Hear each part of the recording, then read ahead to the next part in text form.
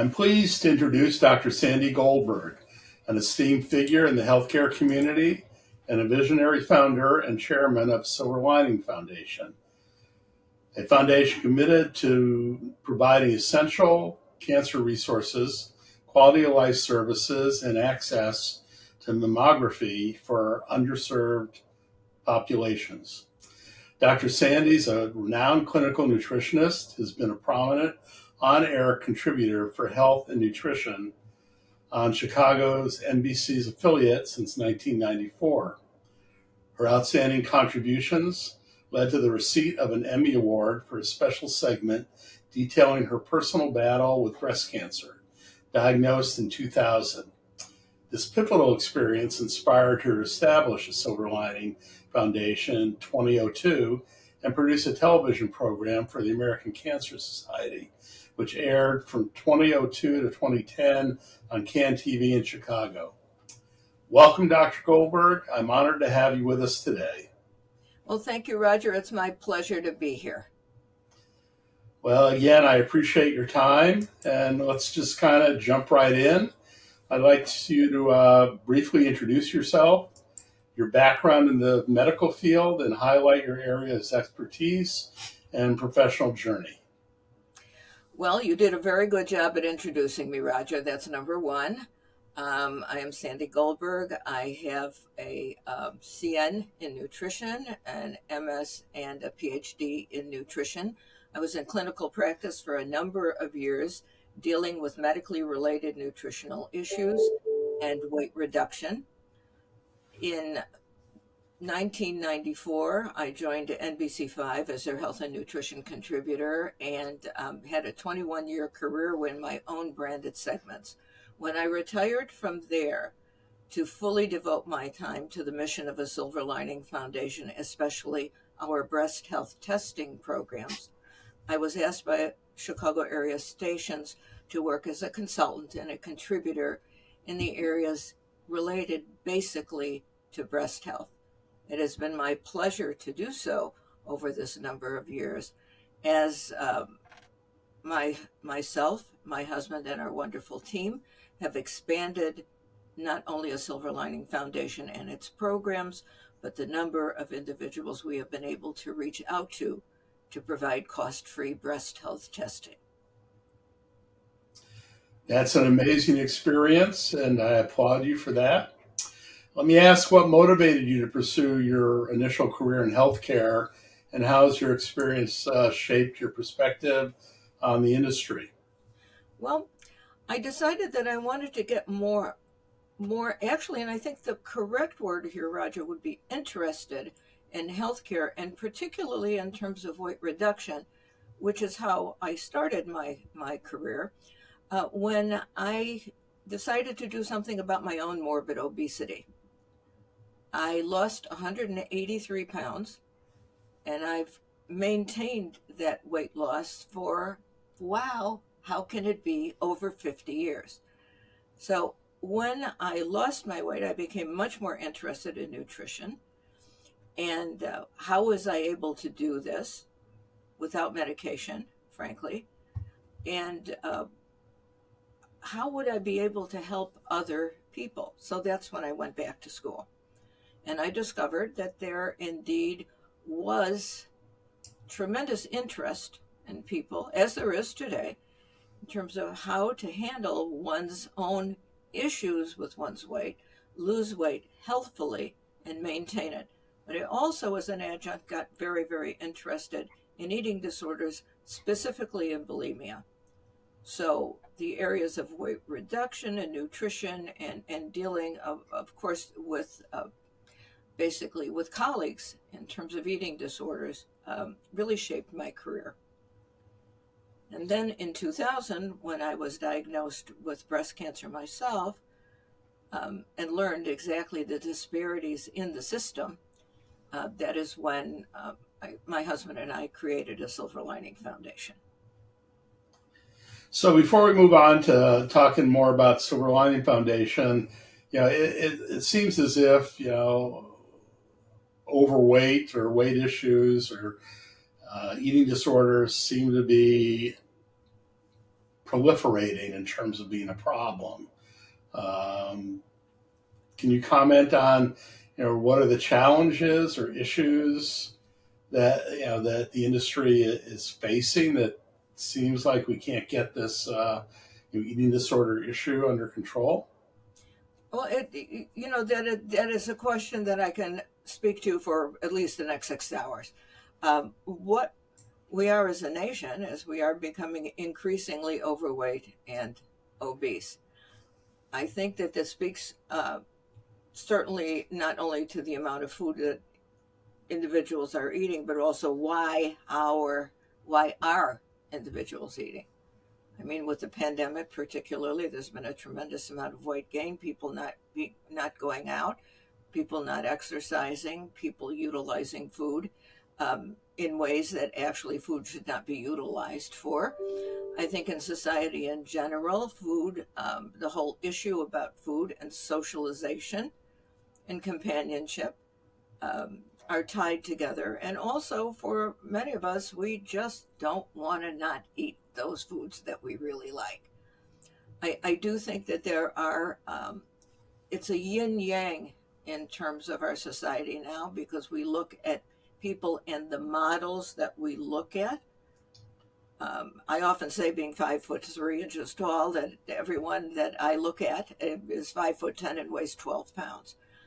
I think that that is an unrealistic expectation, but I think for many of us who try to aspire to an expectation that is unrealistic, and we go, well, I can't do it anyway, I might as well just go ahead and eat. The concept of obesity is a very, very complex one, and it's really very difficult to answer.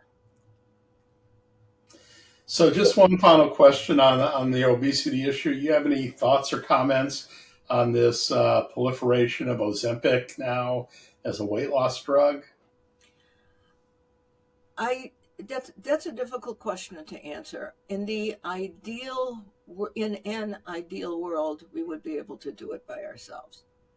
In a world that's fraught with everything that we are living with today, and perhaps needing some additional push to be able to see at least some success, medications that have certainly been tested over and over again, have been okayed by the FDA, certainly can be of help.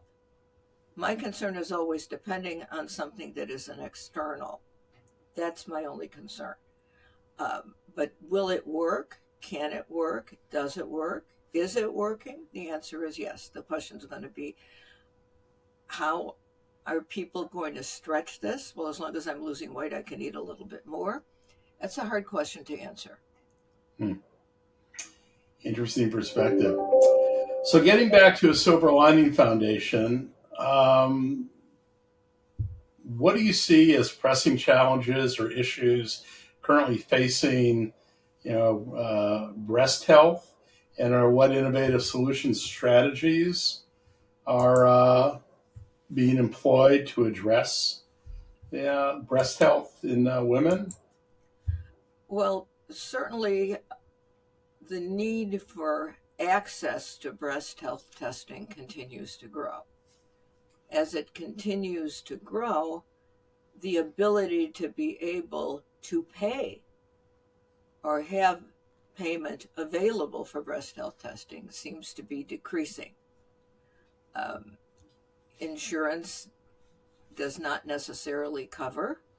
And I think that many people buy insurance and they don't know what they're getting, to be quite frank with you, Roger. What is the deductible? What is it going to cover? What do you as an individual need to have covered?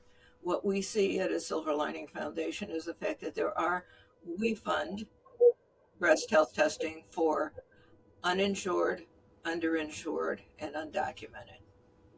Now, the category of underinsured, those who cannot afford their deductibles or their copays, is increasing.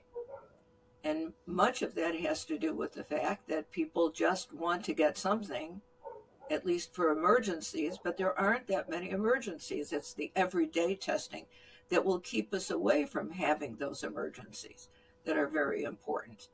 I think medicine in general, and this is not to knock those health professionals who are certainly doing their best, but I think medicine is now being run to a great extent by bean counters. I'm quoting my husband there. And it is the cost per patient as opposed to what is really going on with the patient that seems to be addressed primarily now, as opposed to having time to sit and talk to patients. It's X number of patients and X number of time period. And that makes life very complicated.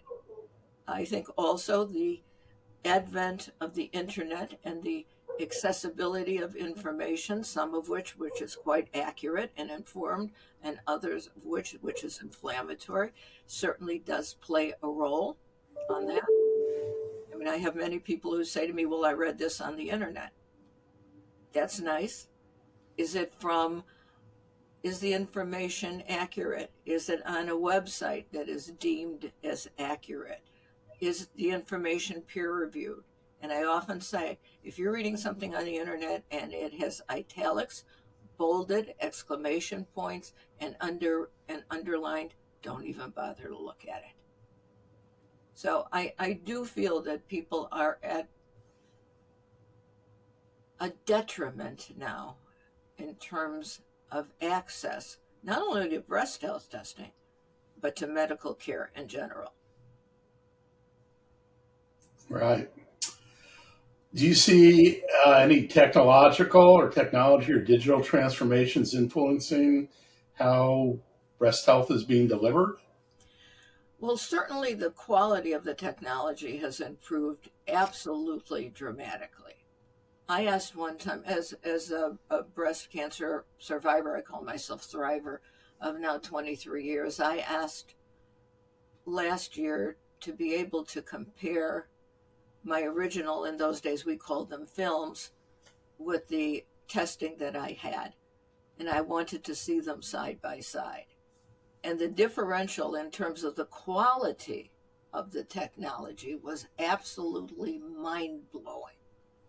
When I was diagnosed, it was not unusual for someone, given the equipment, given the technology, were not diagnosed until stage 3 or stage 4. And that, of course, was something that showed that it could be a very difficult treatment and recovery, if at all. Now, given the technology, a breast cancer can be diagnosed as a collection of cells. And that is why we can say that with early testing and early diagnosis, not even early testing, with testing, appropriate testing, and early diagnosis, the survival rate is 97+%. Well, given these advances, I mean, are these the kinds of things that the insurance companies are willing to pay for? I mean, the cost benefit would be catch it early and you forego costs in the future. But is that the position they take, or is that still a challenge? I think that many issues dealing with insurance are based on finances again. And I mean, I know, as an example myself, I needed a particular type of medication. Our insurance company turned down the medication that was ordered by a specialist in the field. And I called and I said, "What is this all about?" And they said, and I have often been accused of having, shall we say, a big mouth, for lack of a more polite way of putting it. And I said, "Why did you turn this down?" And they said, "Well, we have these alternate drugs, this and this." I said, "Yes, but these alternate drugs don't do what this drug, which was prescribed, does." And in order to get it, my physician had to appeal.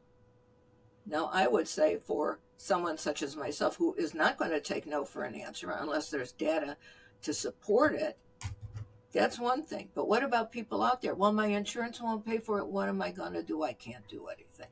That's the difference. And that is the way in which I feel that insurance companies are, in many cases, letting patients down. We, at a Silver Lining Foundation, funding what we fund, make sure on our end that the response rate is very, very quick and that our hospital partners endeavor vigorously to get people in within a reasonable time frame to get their breast health testing done. We live in a very separate society, separated society, uh, when it comes to access to and dealing with health care, because we are at, to some extent, the mercy of the provider, less the provider and more the insurance companies, and to some extent the providers who can see some patients with certain forms of insurance and cannot see. Medicine has changed, as you well know, Roger, dramatically. Certainly, not only over the last several decades, but even over the last 5 years or so. Yeah, that's true. And my father, who was a physician, used to talk about what medicine was like back in the Right. 1940s, and he would talk about a lecture he went to, first lecture in medical school, and the lecturer got up and said, essentially, if you're going to be a doctor, don't quit your day job, because it's not a environment where you're going to make a lot of money. And of course, Medicare came out, Medicaid came out, and quite a bit of that changed. And it seems like the whole medical industry is up in somewhat of upheaval. And related to that, we hear more and more about patient-centered care as being a priority in healthcare. And can you comment? Do you believe healthcare providers can best ensure that the patient needs, preferences, and values are at the forefront of their decision making and treatment? I think that I think we have a tendency to lump healthcare providers and insurance companies within the same group, and I think we need to separate them. I think that, at least from many of the providers with which certainly I work with personally, and we work with at a Silver Lining Foundation, their goal is to have someone come to them and be treated the way any human being should be treated. Is there any practical strategies or best practices for enhancing the patient experience, promoting engagement that you would recommend? Well, I mean, I can give you any number of examples. The first thing I would recommend is the fact that, the patient wants to feel like they matter, like they're not a number. How do you do that? The most basic human thing: walk in the room and say hello. Sit down and ask how you're doing. I'm more toward this one-on-one, eyeball to eyeball, whether it's virtual or not, experience. Talk to me, ask me how I am, ask me about my family, get me at ease a little bit, so that when you take my blood pressure, it won't be through the roof because I'm so nervous because you don't appear to be paying attention to me and I feel rushed. I think the technology, as the technology considers to be enhanced, continues rather to be enhanced, that is a true blessing. Um, However, I feel that we have become, as a society, especially a society of those who are seeking help, of anonymous individuals. Anonymous. That's it more than anything.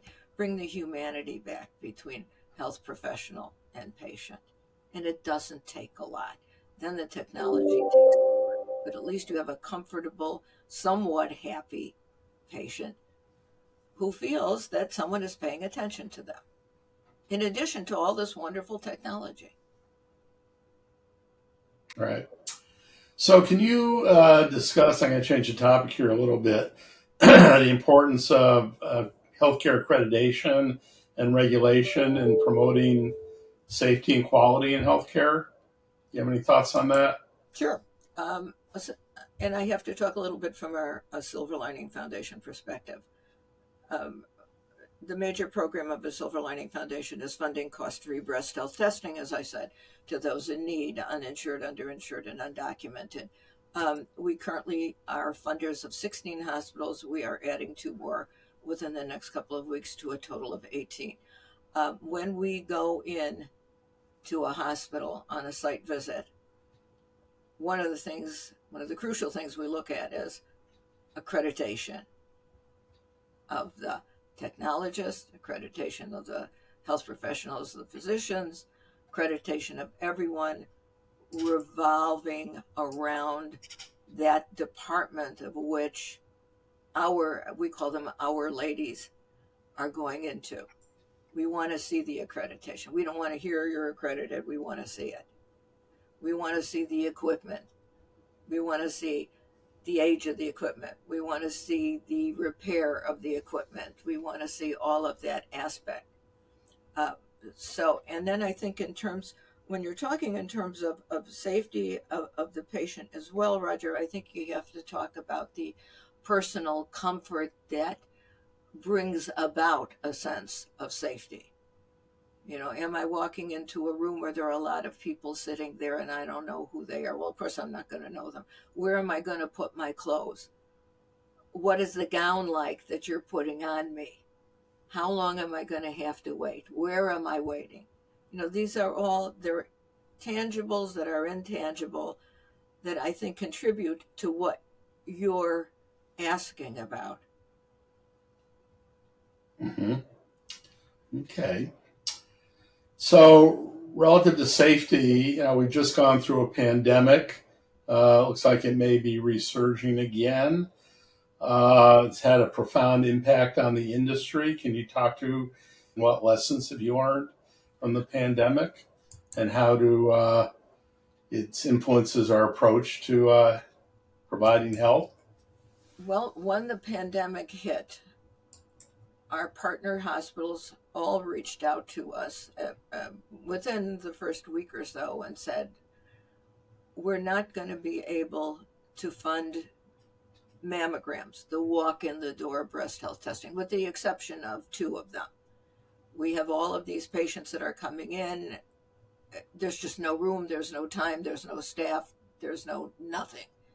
However, all of our hospital partners said that they would fund any diagnostic testing, a mammogram that had a questionable anomaly, and perform whatever testing, including biopsies, that would need to be done to those patients that required diagnostic testing as opposed to screening testing. The hospital partners that agreed to do screening testing did as best they could in terms of the volume.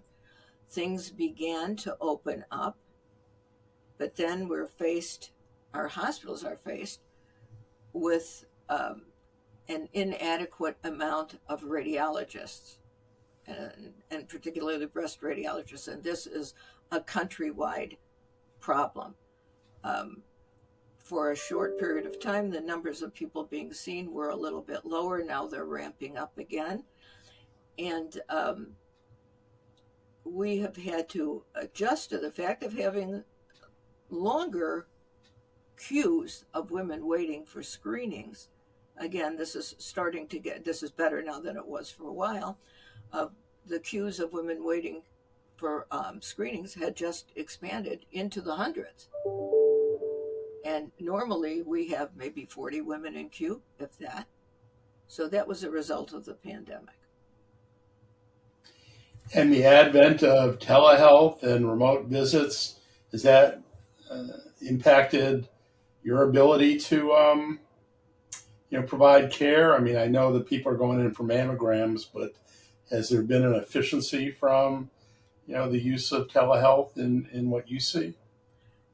From the perspective of the Silver Lining Foundation, telehealth is other than the most basic, and I really wouldn't call it telehealth, is that if people call us and ask for help,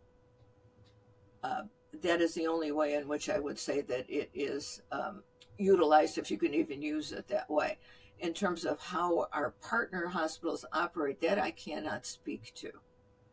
But, and